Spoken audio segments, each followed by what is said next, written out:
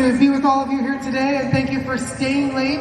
I think you're going to find this to be a very, very interesting topic because I happen to be joined by two really brilliant gentlemen. Thank you. And what I'd like to do is let's do just a quick introduction, and if you could share just a couple of things. One is, who you are, what company you're with, and obviously these guys are actually with the same firm, which is great. But I want you to share what's magical about you. All right, can we start? Yeah. So, my name is Ben Kors.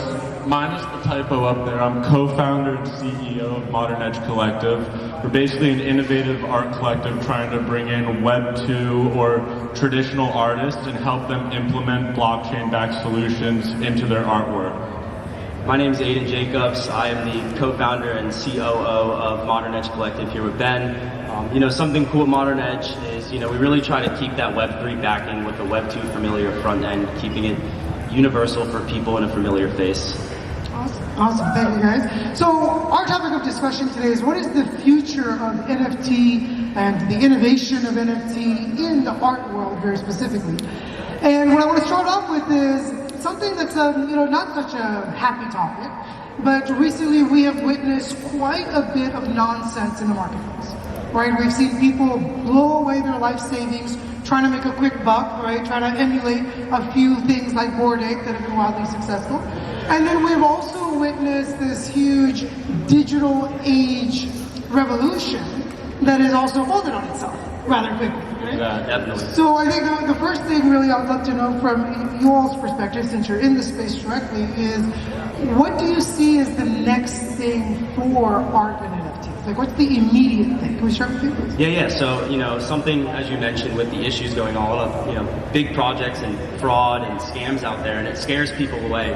A big thing coming up with NFTs and the art world is the authentication aspect used behind physical pieces, digital pieces, keeping... I'm just going to pause you for a second. Yeah. I'd like you to explain what you mean by the authentication process. Yeah. So using NFTs to authenticate physical artwork or tangible pieces, sculptures, any type of masterpiece essentially, using an NFT tied to that to authenticate it. Yeah, the merit of that and basically how it works is obviously there is no way to fully, bring the two together in one entity, but if an artist is self-identifying their work through this new way, this new application, well, if you sell the physical asset without going through the digital asset, you then ruin or bring down the authentication behind that. So even though it may still be believable that it's that person's work, and even though it actually is that person's work, it does lose a degree of value given the separation of the two.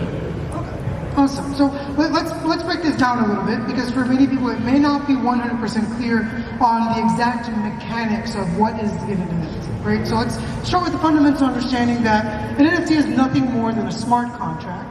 And a smart contract is just basically a variable-based contract. So let's start at the beginning of time for a moment. We have had, since the dawn of time, basic agreements, right? I'm going to sell you something, you give me some money. I'm an art gallery, I'm an art dealer, I'm an art broker, right? We have this easy exchange.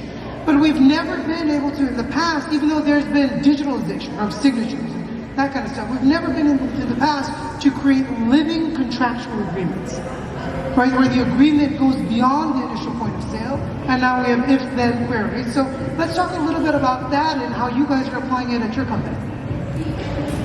Yeah, so we're using these NFTs, and it's interesting because the NFT is just one capability of the blockchain, and with blockchain-backed technology, it really allows you to marginalize and take these objects and own them and put them into different sectors and such like that.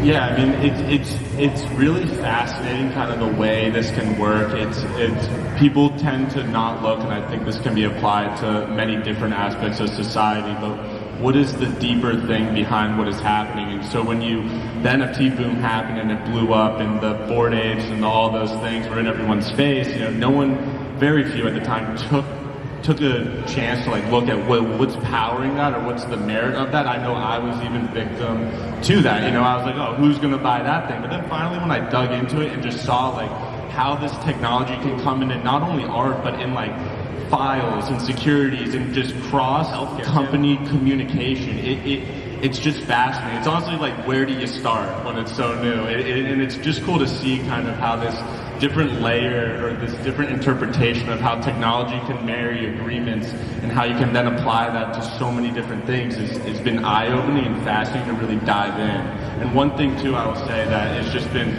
amazing is like we see artists get exploited constantly, and the beautiful thing about these new contracts is, well, you don't need to pay a bunch of legal fees to set them up, and they can't be manipulated or altered, and they're forever stored on the blockchain. And it basically now gives these artists reduces the barrier to entry, allowing them to come in, protect their IP, protect their work, authenticate the work, while also being able to get extra revenue like secondary market and things of that nature.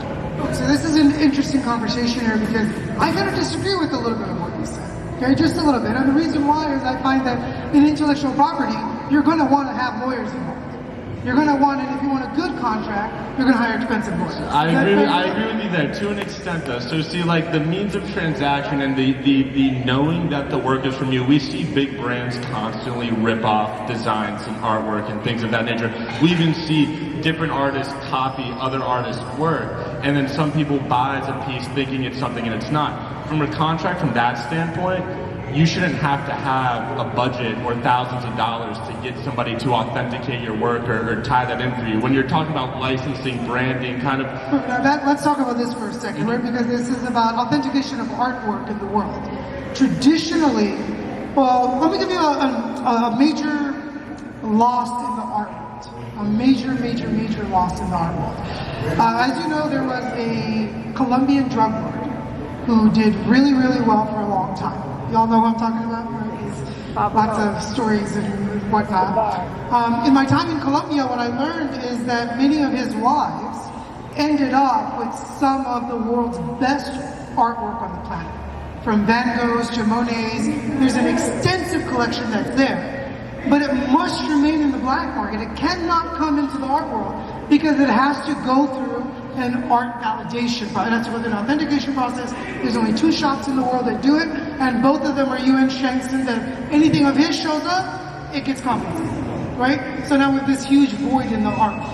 So if we have an authentication protocol that would allow this, we could theoretically bypass these organizations, right? So tell me, what do you guys see in like the future of that, and do you see an opportunity for us to legitimized artwork that's lost into this planet for stupid Yeah, reasons? definitely. And the great thing with NFTs and blockchain is with these physical pieces, you're talking about these high-end pieces, there's maintenance and there's upkeep. Whereas with NFTs, you can still have these high-end authentic artwork, but there's no need for this maintenance and this charge of all this upkeep on them. I think in the realm of what you're referring to there with like the ultra high-end things, we're seeing a big push coming out of like Eastern Europe where that's happening a lot. I know this recent Art Basel, I believe it was in Germany, a Russian collector did this with one of his super high-end, I forget the artist that made the work, but they were traditional oil paintings and super old, and he needed a way to get them out there in an authentic way so people know it's real, but like you said, he doesn't want them to get taken from him, and he doesn't want that to happen, and so NFTs and this technology is what allowed him to do that and allowed collectors to know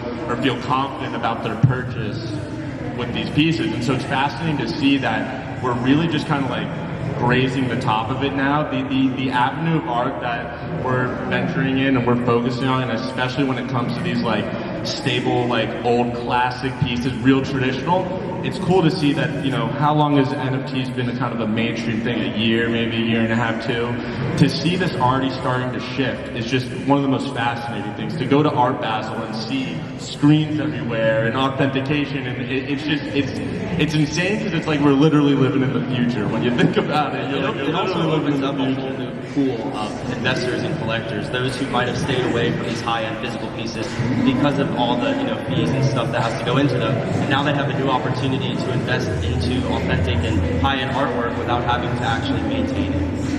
So let's talk about something else for a second, which is, we've got 2 major arenas that are opportunities, right? One is for the artist that's already established, say physical medium, I think the first question is, what advice would you give them to begin the transition into the NFT world? Yeah, definitely. It can be a little intimidating at first, and that's something that we really hone in on with Modern Edges to alleviate any type of barriers to entry and help these artists venture into blockchain, Web3, NFTs with ease, allowing them to solely have to focus on their artwork where everything else is taken care of in the back end. I would say we've been lucky enough to have the pleasure to work with some pretty established artists, and I always use this one reference. I'm not going to name the artists themselves, but the fear, or I think it's easy for them to get caught up in like, let me make a 10,000 piece collection, let me do this big thing. Well, the like thought behind fine art is the scarcity of it. It's that you are owning something that's rare. And so there's this artist who did a 10,000 piece collection. He's a great physical artist, great traditional,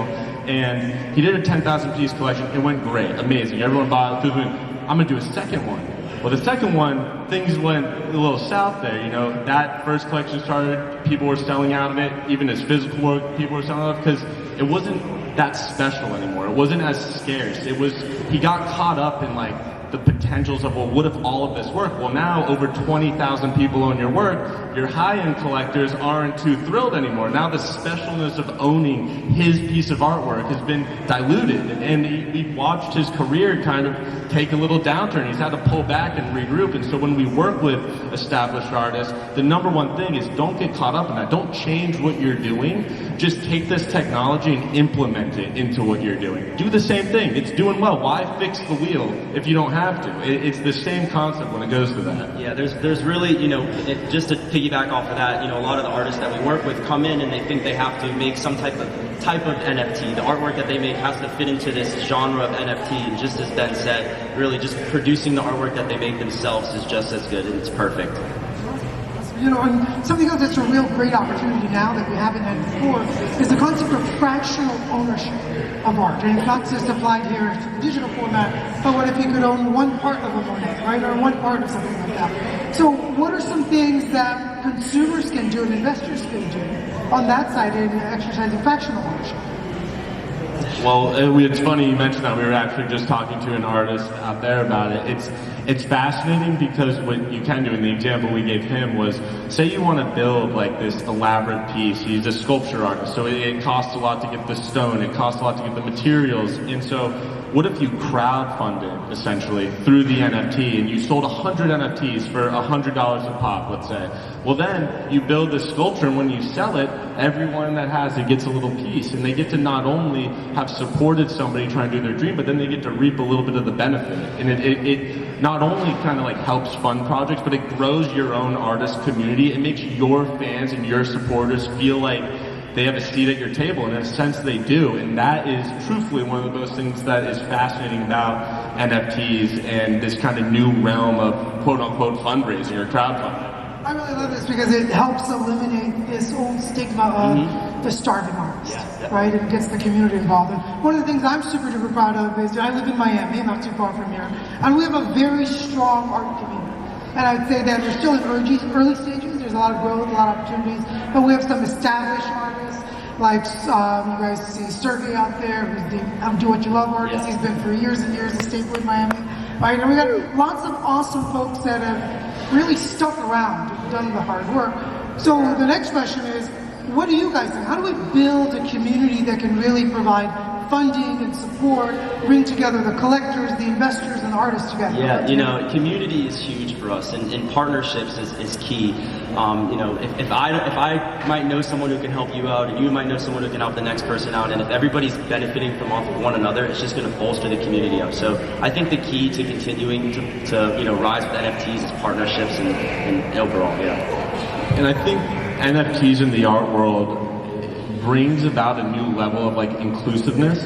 It makes fans feel like, like say with an established artist, you can sell these prints of your work, and although they may not be able to purchase the real print and the big thing, they still feel included. Your community, you're able to reach more of your community and make it a little bit more personable than just selling that one painting or just having that one super high value thing. One thing we tell all of our artists when they join with us and come on is, don't get caught up in what everyone else is doing. We're in such a new world and in such a new place that if you just follow the next person in line, well, in a sense, innovation will stop and progression will stop. And that's one thing we try to explain to artists is this tech is new.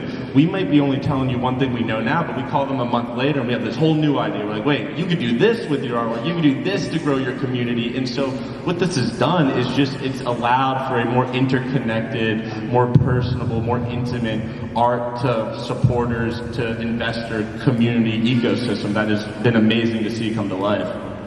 Yeah, it's crazy. Just 6 months from now, the tech we were talking about and how we can implement this to now has changed drastically. So it's advancing so quickly. Well, thank you so much. And what I'd love to know is, for those that want to get involved with you all, right? Who are you looking for? Like, who should be the folks that need to reach out to you to connect with you, collaborate with you? I mean, we have one on the art side. We have one hard mandatory thing is we're only looking for artists that are trying to make a career being an artist. We're not looking for people that are going to come in and try and I want to make this, make money, to make it cash, get rich quick. We want people that are authentic, building a brand. It takes time to be an artist. It takes time to grow that awareness about yourself and about what you're doing. And so if we're going to put our time and assets into somebody, we don't want someone coming in that's just trying to get in, make a buck, and get out. We want somebody that's really trying to grow as an artist, grow as a creative, find different creative paths. We focus on an ecosystem within us. Someone that won't, and I hate using the term when it comes to describe, but we're a quote-unquote agency, and we tend to shy away because of the negative connotations there. But the reason I bring that up now is when you look at other artistic agencies across kind of all the mediums, they tend to not promote cross-collaboration or the inter-ecosystem within them. And when Aiden and I were formulating this company, it made no sense to us. It's why wouldn't you want your one artist picking up the phone and calling the other artist and saying, hey, I got a question on how you did this technique, or would you want to collab? And so not only do you need to be trying to build your brand and be an artist, but you need to be open to criticism. You need to be open to working with others. You need to be open to sharing knowledge, because that's how we'll all grow together. I like to call it the Adam Sandler effect. It's one of the best. Yeah, and who am I to say that art is bad? It's all about perspective, and something that you might find interesting might not be as interesting to me, and so on and so forth. So we're not necessarily looking at, how, if I like the artwork or not. It's more about the quality of the artists themselves, what they bring to the table, their characteristics, their passion behind it, and so on and so forth. Awesome. Gentlemen, thank you so much for your time today. Really appreciate it. I think we've shared some gems. Please give our panel a huge round of applause. Ben and Aiden. Thank you so much. Thank you very much.